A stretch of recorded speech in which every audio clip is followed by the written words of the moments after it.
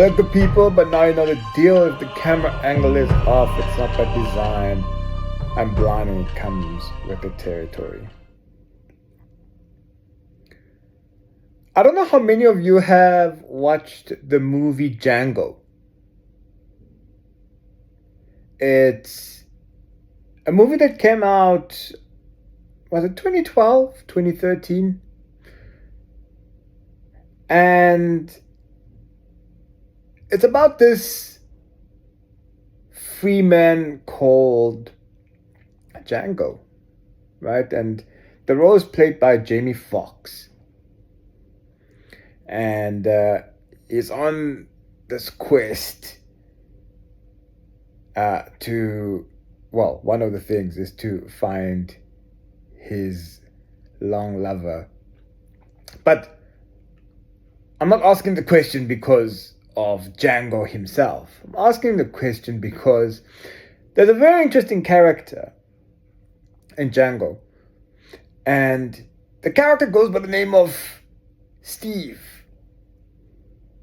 Or Steven. And he's played by yours truly, Samuel L. Jackson. And Steve's character is important, particularly when you look at his relationship with Calvin Candy. And Calvin Candy is played by Leonardo DiCaprio. If you haven't watched Django, please go do. Because you'll understand why then I want to compare South African President Cyril Ramaphosa to Steve. And I think it's best to say that when you look at the presser that happened in the White House, if you never understood the character of South African President Cyril Matamela Ramaphosa, you now do. You definitely should. So, I'm not going to give a lot of context about the meeting itself, because I'm assuming that by the time you watch this, you've watched that travesty that was called a presser. And it's quite important to recognize what happens after this presser, right? It's two extreme views. And there's a reason why that's happening. On the one hand, you have I'm a liberal. And it's particularly black liberals, interestingly enough, who say that was brilliant. Or at the very least say that was well handled. Go figure. And on the other hand, you start seeing the other side, which often was considered to be either mildly radical or on the extreme. And they're like, oh my goodness. And they say so because inward and intuitively they can feel and see and sense what's happening.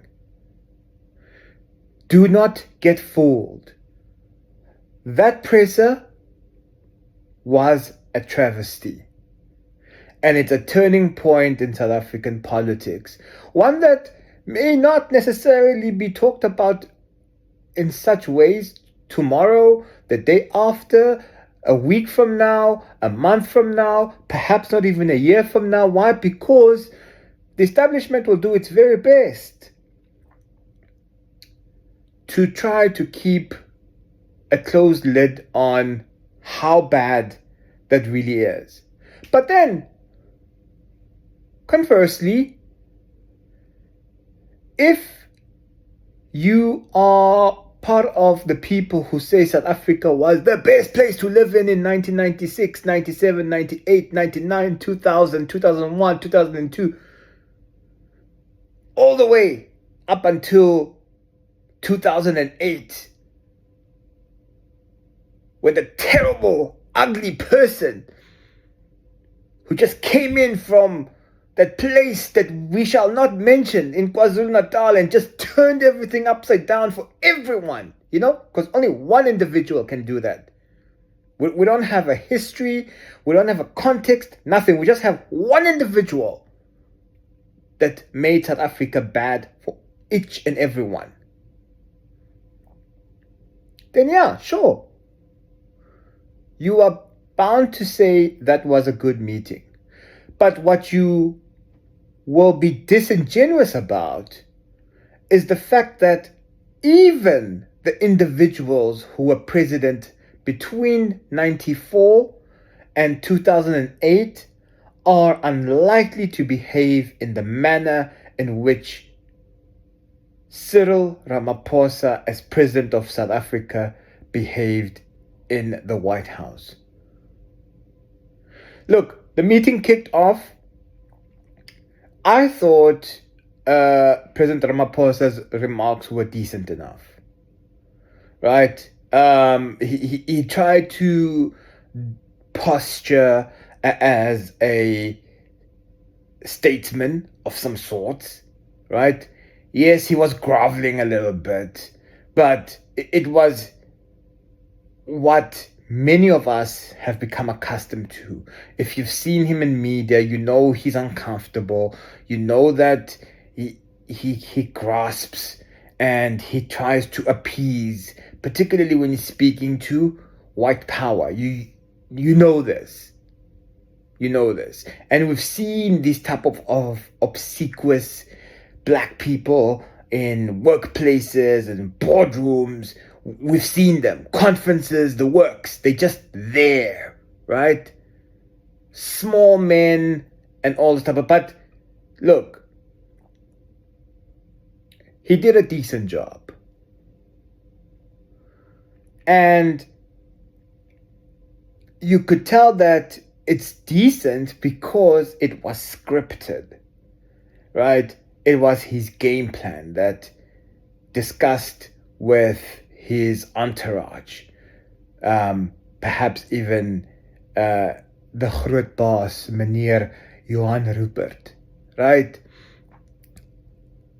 And he proffers a gift, he oohs and ahs and basically blows hot air, right? To say to US President Trump that we are here, my man, consolatory even, the tone of it. He didn't say I'm sorry, but you could hear it, right? It was a pleading man. And in diplomatic circles, that might be seen as the right way to play, because ultimately, the balance of power, particularly if you don't have your politics right, in relation to what's happening in global events and domestically, then you recognize that, yep, in that situation, you are at a disadvantage. So, good play. But you recognize that the playbook, or the strategy even, unravels afterwards. And it happens progressively, right? And the reason why it happens is because even though you would think that President Ramaphosa has been briefed by his team and others who are so bright that US President Trump can catch you off guard, he still is surprised. And he tries to juggle all these things, and He tries to manage a situation. He tries to be on top of things. And how he does it is that he acquiesces whenever questions are asked, and he does the affirmation of ums and ahs and giggles, and laughs awkwardly when stupid things are said. Why? Because he's pandering. He's pandering. But more crucially, the starting point of this is when US President Trump speaks about Congo and Rwanda. And you would think that President Ramaphosa would be more measured and considerate about that event. But his best card in that situation to say, oh, we're pulling out our troops there because we want peace. That's wow. So what were your troops doing there in the first place? Were they not on a peace mission? So in other words, President Paul was actually right. Yet your media and your spin doctors were telling us that he's not. He's being insolent.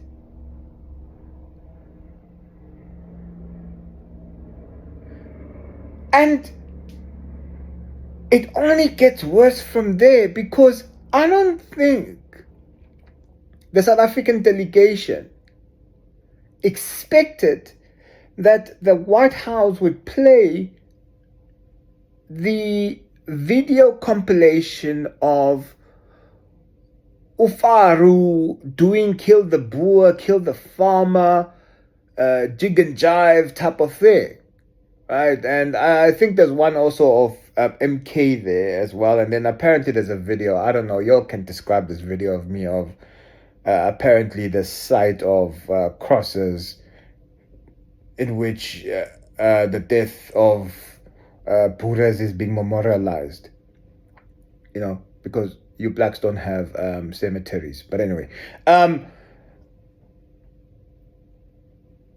and President Ramaphosa is scrambling there. I need to know where this is, Mr. President. But it's not really like that. And you're like, whoa, what's going on here? Do you not know your story? In fact, did your PR team not tell you that this video is doing the rounds? Blind as I am, I've known about this video for a good month or so. It's been doing the rounds. So your comms team is all messed up. Something that is out there in the public catches you off guard? But this is what an entire president does. He hands it over to whiteness to defend him. And yeah, your journalists and pundits will probably play it off as a strategic, smart play by the president because, he gets white people to speak about white issues. He is the president.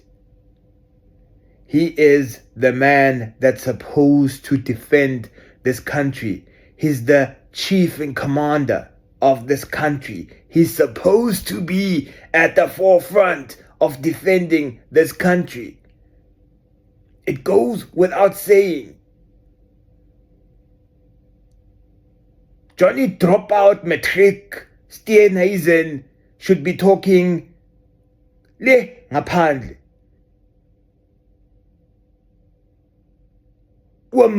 Johan Rupert should be talking there at the table. But you don't want to show that level of powerlessness to a global audience. But you know what? It's actually it tells you that they don't really care. And it tells you the story about South Africa. that indeed some animals are just more equal than others.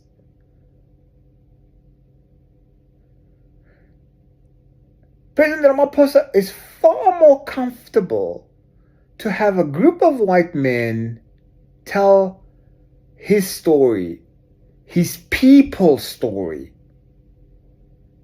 than himself or black people. Yeah, he'll say he let President Owe Kasatu also mention a word or two. But we know what happened there. And we heard the racist rhetoric from Steenhuisen. Those people, that rabble, we kept them out, we came together. And as Steenhuisen talks, it's affirmation. No, totally. And the thing is, right, the irony about the kill the Boer thing is that it's been resolved by South African courts.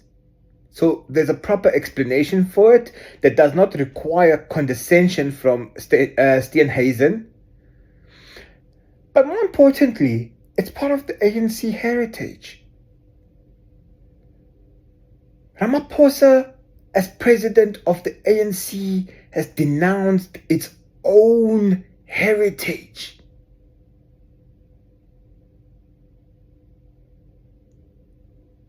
He could not explain that legacy. Uncomfortable as it is, he couldn't own it. And this is a person that you're supposed to believe has your best interest at heart as a poor black South African? How?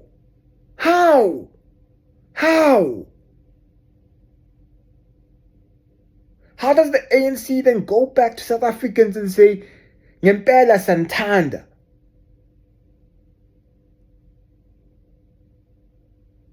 How does the Youth League of the African National Congress talk about themselves being the children or the young lions of Peter Mugabe? How? How?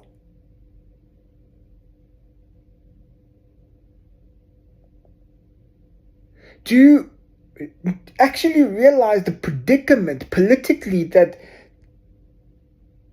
President Ramaphosa has put himself? But you know why? He does it because he knows that he's secured. There's no one within that ANC that's going to challenge him currently.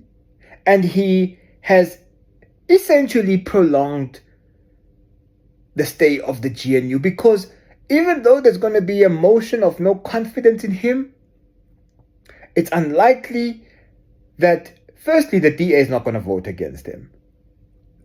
After today's meeting, we know that. If anything, the DA is probably going to have more demands and place more demands. And between Fopafile Mbalula and Cyril Ramaphosa,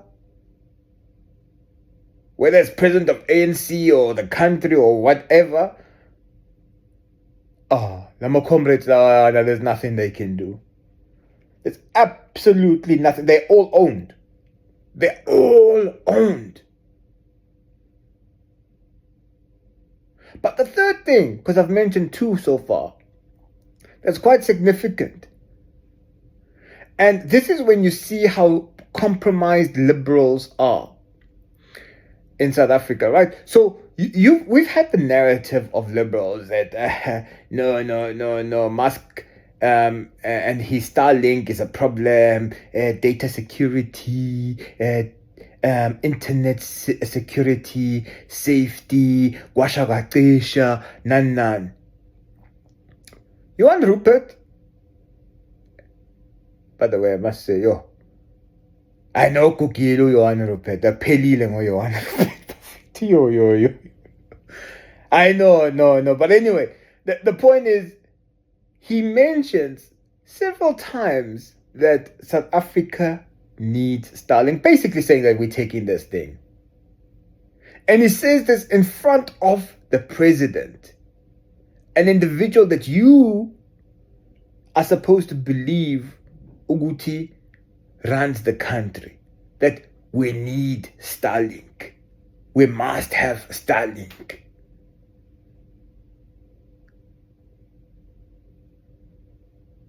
And what does the president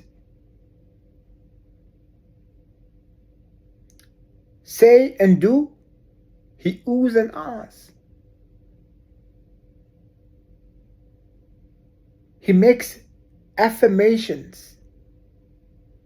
Yes, fine, didn't verbally say that is so, but it was there. He did not say to the public, the people watching, that this is something definitely that we can discuss, right? He didn't pivot. He didn't reject it. He didn't have to even say that, you are no man, you put him in a tight spot. No. He didn't have to say that. He could have just said, no, it's something that we are reviewing, which is code for people like us to be like, okay, fine, it's but at least the people who are watching this, who are ANC, they're gonna be like, namanga.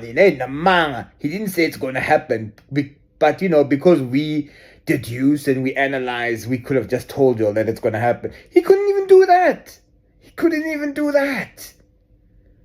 It shows you how much the pendulum of power has always been to one side, and why the transformation agenda is all a farce. He signs NHI knowing very well that it's not going to happen. DA is still part of the GNU because they know the Bella Act is not going to happen. And people want to jump up and down about expropriation act as if it's a significant thing, but it's not going to happen. It's not. Disillusion yourself of that. Like, it's just not happening. And that is the story of today's White House presser. Have they convinced US President Trump that the white genocide thing is a falsehood? I don't think so. What they have done is that they've told him that we can fix it. And that may have placated President Trump to an extent, because that's what he wants to hear. Because to his constituency, that works. To the Afrikaans constituency, selling this lie, that's good enough. So for people to be like, oh, that was smart play, it's not. It's not. Don't get played by these people. Don't be fooled by these people. These are politics at play. And so now we have a situation that we know Starlink is going to happen. We know that there are probably other trade-offs, or rather trade-ins, that are going to happen. All the while, transformation is going to take a back seat. And you know what's most evident about this whole situation is that this so-called progressive blocknyana thing that's supposed to be happening, abanye babhizi bazonitshela ukuthi enemy number 1 uloyana wasenkandla. Laba basenkandla bayotshela ukuthi I know we have no time to fight. But point is, there are serious moves being made. by the GNU.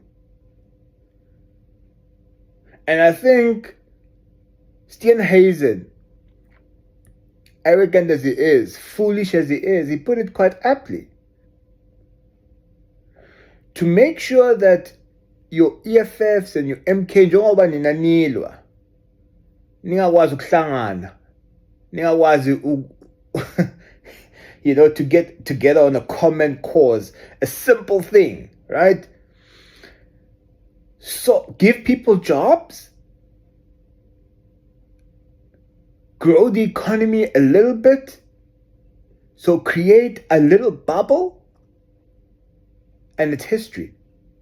For the next 50 years, 100 years, there's nothing that you can do on the ground to change the situation. Because you know what? Your people are docile enough to be placated by ama 10,000. Abantu bazokutshela ukuthi kodwa sinesibani. Kumele nje uthime kancane kuyabonakala ukuthi ngempela no labo malema labo nalabo zuma labo badlala ngathi nje. At least bheka uRamza manje uyazama.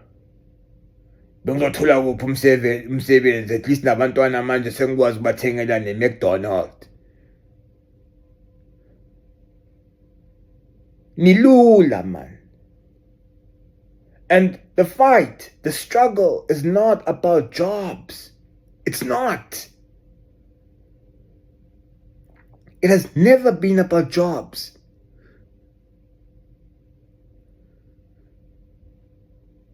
Because a job does not change where you live. A job is just another way of prolonging your miserable, terrible, excruciating, disgusting environment that you live in. Because you know why? You live paycheck to paycheck, credit card to credit card, loan to loan. Get up or you invest in these funeral things. Get up on zoti mohambile emhlabeni zoti at least abantwana bami ngibaphile i-20,000. Anisithandeni bantu. Like honestly speaking, like this meeting, the meeting of white supremacy with Steve, should be a turning point. It should make people really think differently about the circumstances that South Africa finds itself in. Essentially, South Africa is at the crossroads. All these analyses that some of us have been doing for the past while have come to this. Rewatch some of those. They're on X. There are podcasts about these things. Think about these issues. Consider them. Doesn't matter which faction you are in. Doesn't matter which group you're in. Doesn't matter which political party you're in terms of the progressive bloc. Point is, this is a dire situation. I don't know how successful the pleading has been, the obsequiousness has been. Be that as it may, it's going to be sold to you as damage control. The question is, what's going to happen politically? What's going to be the program of action? Do you agree or disagree?